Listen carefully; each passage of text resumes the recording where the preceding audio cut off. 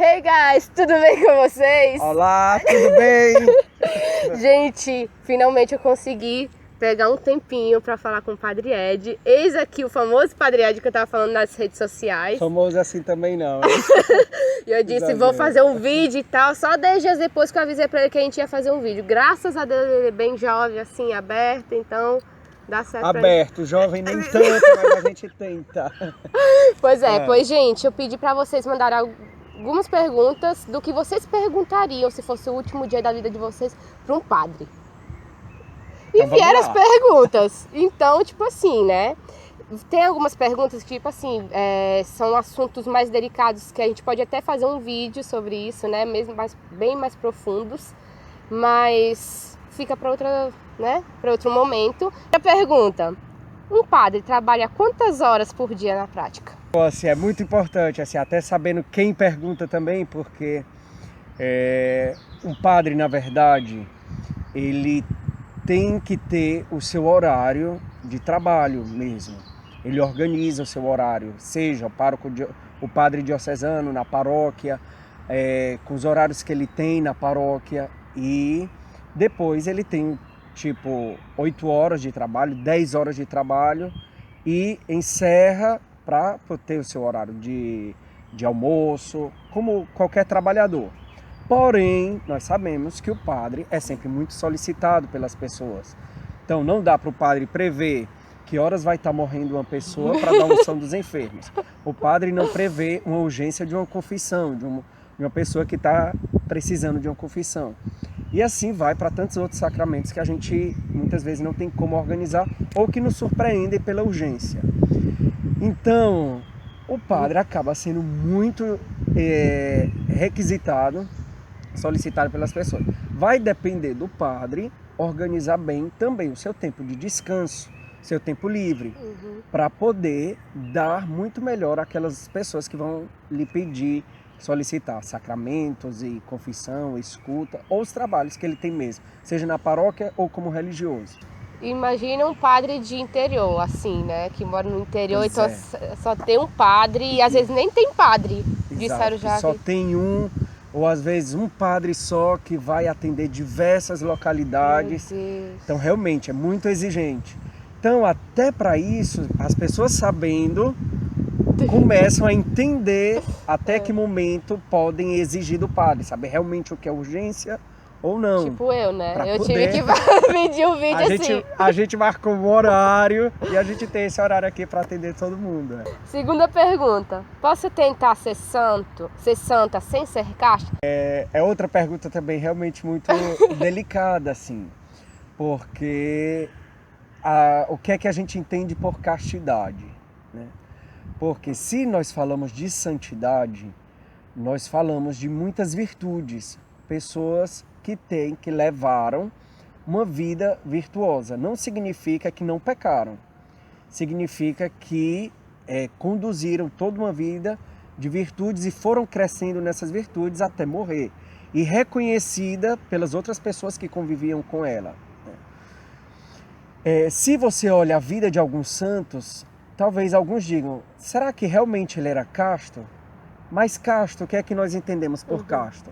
Porque muitas vezes a gente pensa, a castidade é só não cometer o ato sexual, não cometer alguns atos impuros. Não é só isso, sabe? Assim, a castidade é a forma como eu me relaciono com as pessoas, se eu sou um tipo de pessoa possessiva, se eu sou um tipo de pessoa egoísta, onde eu só penso em amar a mim mesmo e já não amo as pessoas. Não sabe escutar, isso também é castidade, Exatamente, né? Pessoas escutar. Que não sabem dar de si para os outros, só querem receber. Isso já está ferindo a castidade. Outro aspecto também é não amar a Deus como nós somos chamados a amar, né? Se falamos de santidade. Então, amar a Deus sobre todas as coisas, amar a Deus com amor apaixonado, com amor que também, como nós amaríamos uma pessoa com muita paixão. Então isso daí dá para a gente entender um pouco o que é castidade e não limitar um pouco a nossa forma de ver e de entender o que é a castidade. Mas respondendo exatamente a pergunta, depois de ter feito essa explanação geral e rápida, a gente precisa de um coração casto, um coração que ame, com um profundo desejo de amar a Deus e de amar o próximo. O santo é isso, essa é a grande virtude de um santo, a capacidade de amar. Então, assim, um pouco essa dica para quem quer ser santo. Vamos lá, amando. Liberdade, tá? Terceira pergunta, como descobrir a minha vocação? Essa aqui também dá para aprofundar, mas respondendo assim, é um desafio isso aqui também. Outro desafio. E todos nós recebemos um chamado. Isso a gente vê lá no Evangelho. Alguns são escolhidos para vocações específicas. Quando a gente percebe que dentro de nós a gente se sente escolhido para uma vocação específica, a gente começa a, primeiro de tudo, rezar mais, porque quem fala, quem está chamando é Deus. Não são as pessoas, não são as vocações, não, assim, os coordenadores de comunidades ou de congregações religiosas ou dos seminários que estão ali lhe chamando. Talvez façam provocações, mas é Deus que te chama. Escutar a voz de Deus. E se escuta a voz de Deus na oração, primeiro de tudo. Depois, a gente tem alguma inclinação. Aquela menina que se sente mais atraída pela vocação no Carmelo. É claro que ela não vai procurar nos franciscanos. Eu vou procurar aquilo que mais me atrai. Falamos sempre de Apocalipse. Mas o que vai acontecer? Vai todo mundo para o céu?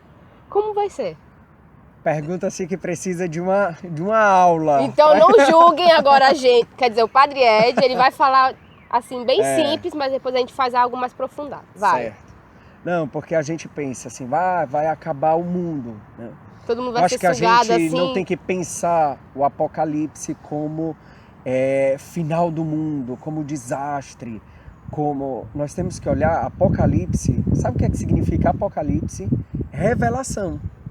Então é o momento onde a revelação de Cristo na sua segunda vinda vai iluminar, tudo vai ser claro, tudo vai estar na verdade. E a gente não pode ver como algo desastroso, mas como algo que vai nos levar a uma verdade, a uma clareza, a uma luz profunda sobre nós mesmos. Explica, a gente não consegue saber tipo, como vai ser. Por exemplo, já fizeram vários filmes, um que o povo desaparece, não sei se você já viu. Já vi alguns, já vi. Que é evangélico esse filme, mas o povo desaparece, aí fica só os que não acreditavam. Não sabemos dizer quem vai ser salvo ou não. Não temos esse direito de contar números de pessoas. Não é por aí. Porque aí nós entramos em algo que diz respeito a Deus. E não somos nós. E não existe revelação sobre isso. Entende? Então, mas existem alguns aspectos, como eu falava, de revelação que foram revelados nas Sagradas Escrituras. Que aí ali a igreja interpreta de uma forma prudente e sábia, que é onde a gente pode tocar, como tem no Catecismo da Igreja Católica. Mas a gente conversa aqui, entramos, já deu para dar alguma luz. Quinta pergunta, minha nossa, ainda quinta. Aqui eu escrevi um pouco errado, mas enfim. A menina falou, não vejo sentido em me confessar, porque dos 10 pecados que fiz, eu não me arrependo, mesmo sabendo que é errado. Essa é uma pergunta que muita gente faz, pelo menos comigo, aquela, né? Não vejo sentido em me confessar se eu vou continuar fazendo. Então, eu sou obrigada a me confessar, mesmo sabendo que é pecado, mas sabendo que depois eu vou continuar fazendo. Entendi. Isso daqui, assim... Precisa de outro vídeo também? Não, é simples. Mas é algo delicado, assim, porque realmente o padre, ele só pode dar absolvição se a pessoa se arrependeu. De todos. De todos os pecados, porque ela também não vai confessar o pecado que ela não se arrependeu, entendeu?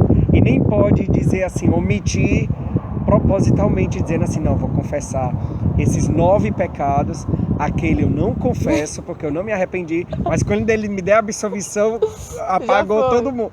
Assim, não é assim, não dá para ficar querendo enganar, dar um jeitinho para conseguir o perdão. Assim, não funciona assim. Então, primeiro de tudo, a gente só dá absolvição quando a pessoa se arrepende.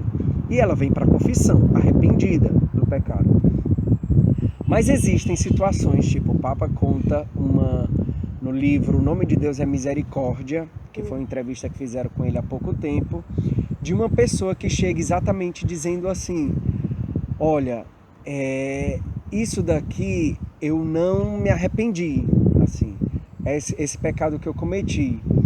Então, assim, eu não sei o que fazer. E aí o padre teve uma sabedoria, ele disse assim: mas você não se arrepende nem de não se arrepender? Certo, ok. Aí a pessoa disse assim: eu me arrependo de não me arrepender. Então tá certo, pois eu te perdoo. Porque é a graça do perdão. Talvez a pessoa não se arrependa por ainda ter o prazer, o gosto daquele pecado, não se e não aprofundar naquele assunto também. não sentir ainda a dor do pecado, ou ainda não conseguir ser forte o suficiente para superá-lo. Então é uma atenção que o confessor tem que ter, de fazer com que a pessoa diz, mas às vezes se você se arrepende de não se arrepender, você já está vivendo um arrependimento por aquele tipo de pecado. Tipo exatamente, é como eu estava dizendo, a gente tem que se aproximar da pessoa, assim, a pessoa vai procurar o padre de alguma forma para falar isso, mesmo que ela não se arrependa. Sim. Mas é importante até a gente dizer para o padre, assim, não só omitir, mas dizer para o padre, sobre isso eu não consigo, eu não me arrependo. Porque dali pode começar um diálogo onde a gente pode encontrar vias de saída, porque às vezes são que a gente não consegue ver, tá entendendo? E muitas vezes o padre, naquele momento da confissão, iluminado pelo Espírito Santo, vai ter a sabedoria certa para aquele momento ali, para aquela sua situação. Então fica a dica aí. Sexta pergunta: qual a origem das festas que ocorrem na igreja? Tipo festa junina, onde começaram, como comemorarmos, enfim, essas coisas assim. Assim, primeiro de tudo, festa junina não é da igreja. Alguém foi ela que falou aí. A festa junina é outro assunto que não é da igreja, mas as festas da igreja, elas nascem pelos eventos de Cristo, primeiro de tudo, assim. Então a gente celebra o nascimento de Cristo, Natal, nós celebramos a Páscoa, que a passagem de Jesus Cristo, a paixão, morte e ressurreição, a passagem de Jesus Cristo, né? O carnaval não comemora, não? Não. Sim, mas que não tinha começado dentro da igreja. Não, mas vamos chegar. Eu acho que ela quis falar isso. Tá. Quis falar isso. Aí vai ter Pentecostes, aí vai ter Corpus Christi, todos os mistérios da vida de Cristo. Que a gente pode dizer que é a festa da igreja, né? Que é a festa da igreja. Pronto, eu acho que ela quis dizer outro sentido. Exatamente.